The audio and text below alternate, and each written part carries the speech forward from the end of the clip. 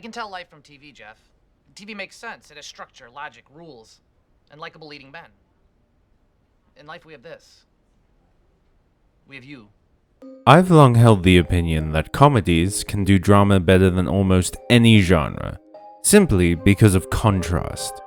The tonal shift of a dramatic moment in a comedy hits you like a sack full of bricks and sad notes from people you respect.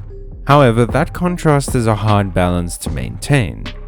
Throwing a joke into a dramatic moment can suck all the air out of it, like what often happens in Marvel movies, but the opposite is true as well.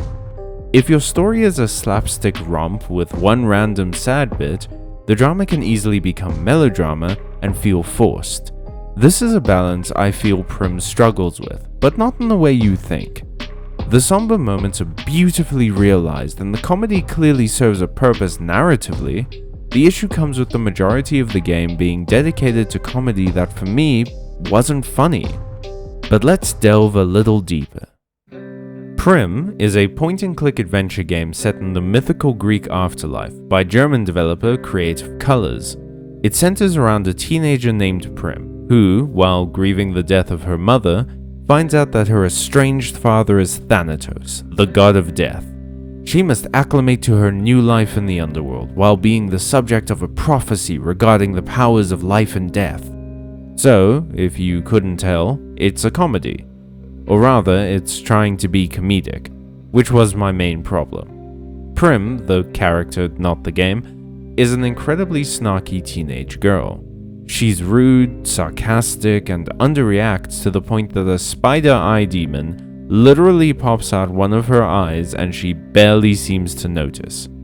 And while all of that can be funny, it doesn't really work because the world is quite whimsical and doesn't take itself seriously. Snark works best in the face of sincerity.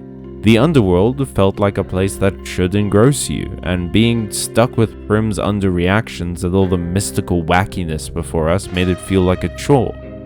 However, and this is a running theme with Prim, there is a caveat to that criticism. You see, mein Liebkins, though Prim's comedy doesn't land for me, that's not all it has to offer. In fact, it seems to waver back and forth between sad, almost morbid, but well-executed drama with incredibly consistent characterization and snarky quips. It also becomes quite clear that Prim's quote-unquote jokes are a defense mechanism, a very teenager way of dealing with her grief. In my reviews, I like to come up with ideas that can improve the points I criticize, but Prim has me stumped. If the world took itself more seriously, Prim's sarcasm would have landed better, but then we'd lose the surprisingly creative whimsy. If Prim reacted more honestly to situations, she would have been less of a drag to be around, but the emotional sections would lose a lot of the impact that the breaking down of her sarcastic walls gave them. This game is crying out for some sort of sincere foil to her, or for a character that calls her out on her sarcasm. But the only thing that comes close to that is Thanatos, and you mostly interact with him in cutscenes or when you play fantasy football together. I wish I was joking. And what about the gameplay? Well, it's a point-and-click adventure game, so there isn't much beyond walking places and solving puzzles. Not bad puzzles, mind you, they're quite competently constructed. Not so difficult that they became frustrating, but very few that I had to brute force my way through. In fact, after pretty much every puzzle, I could see all the environmental clues or bits of dialogue that hinted to its solution, and many of them were quite creative, like building a catapult to fire a bunch of arms at a zombie beaver so it can use the bones to dam up a river for you. As for the visuals, I like them. The game looks a bit like a cartoonier version of a Tim Burton movie, but the levels themselves are pretty and not so cluttered as to make it difficult to spot interactable objects, which the game handily points out with a glowing light feature. Character designs are also nice, although Prim's proportions in relation to everyone else are kind of whack. Still, a good looking game in general. Sound design is fine, nothing too noteworthy, although Prim's voice was a little annoying at first, and I found it weird that some characters are British while others seem to be American. Though that's potentially a localization issue, and honestly, I have to give props to any game that records 7 30-second sound bites of songs from in-world parody bands. props I immediately have to take away for their awful pun names. I mean, gorillas is one thing, but what's your target market if you have both AC/DC'd and Dead Sheeran on the same shelf?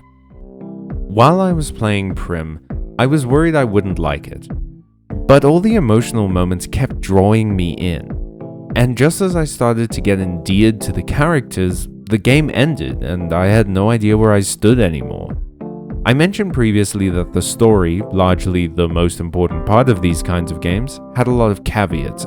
And while that's true, I think Common Colors and Application Systems Heidelberg do Sombre a lot better than they do comedy. Those were the moments that made me feel something, while most of the jokes made me feel annoyed. I think they should have leaned into the sadness of the underworld and less into the snark and whimsy of it all. Not that Snimsy can't work. I mean, if Terry Pratchett's books were a house, then Snimsy would be baked into the foundation stones, but it's a delicate balance that Prim just doesn't get right for me. Ultimately though, I would recommend Prim. It's a unique experience, with well-crafted puzzles and some genuine creativity on display. Despite all my griping with the story, Prim does have some fantastic and consistent character writing. And like always, comedy is subjective, so the jokes that I hated might be right up your alley. So, if you have a high tolerance for sarcastic quips, a love of Greek mythology, some spare cash and 5 to 8 hours to kill, then Prim might just be the game for you. Otherwise, I say give this one a miss.